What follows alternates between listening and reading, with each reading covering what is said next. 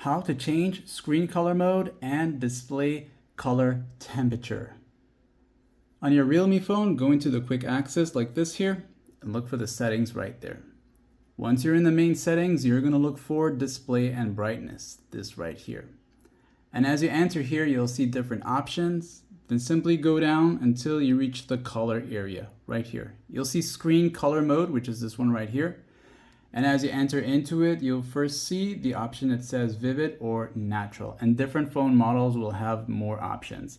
So vivid is right here as default. Natural just gives you this right here. If you want the best, go with vivid. You can also change the color temperature here, and you can see you have the cold, default, and warm. Warm is going to give you a bit of this yellowish tint, if you can see for yourself here, and then cold gives you this white bluish tint, and then default is just the normal. You can also use this here to adjust what you want, and it's totally up to you to make that decision. You can always tap on any of these to reset it back to a set color temperature.